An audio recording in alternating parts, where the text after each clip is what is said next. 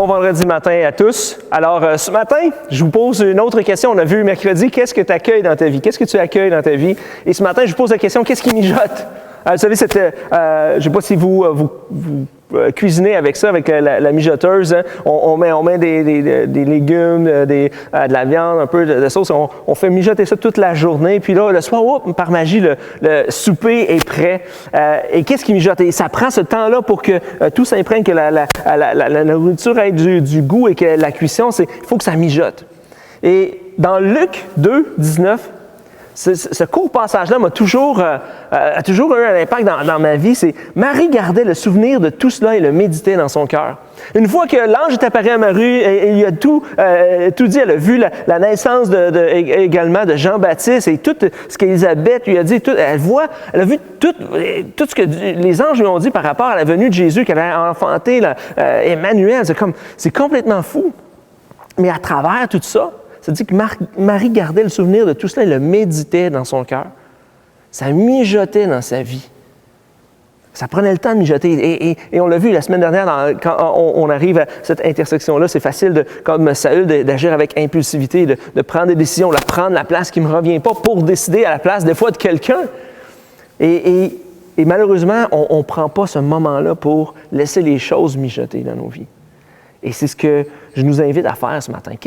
De juste repasser dans notre cœur les événements de notre vie, les décisions qu'on a prises dans le passé, les choses que Dieu a faites dans notre vie, que des fois, trop malheureusement, on oublie souvent.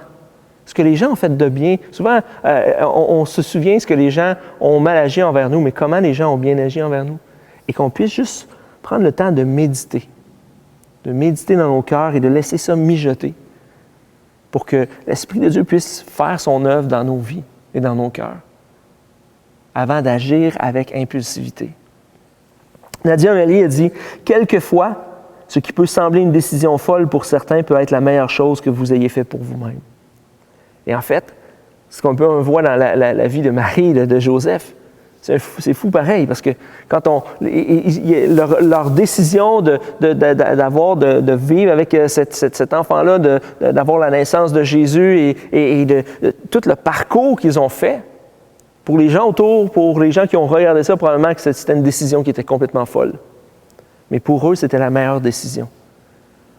Mais de prendre le temps comme Marie de mijoter tout ça, pour prendre justement la meilleure décision pour nous, qui sera peut-être aux yeux des autres, une décision qui va être un peu hors norme, mais on va savoir parce qu'on a pris le temps de mijoter tout ça et de laisser Dieu nous parler et nous accorder sa paix, de dire « OK, wow, je la prends cette décision-là et je la prends avec sagesse, avec discernement, parce que j'ai laissé le temps à toute ma vie, toutes mes décisions, toutes mes pensées, toutes mes réflexions, mes prières de mijoter. » Prions ensemble.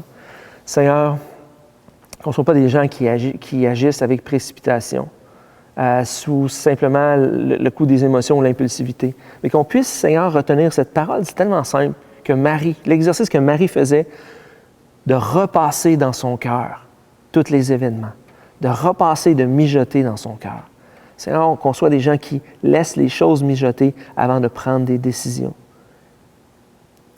Aide-nous et accorde-nous encore une fois sagesse et discernement dans le nom de Jésus. Amen. Je vous souhaite une bonne fin de semaine. On se retrouve dimanche 9h30 pour, bien entendu, la conclusion de notre série Intersection. Sur ce, bonne journée.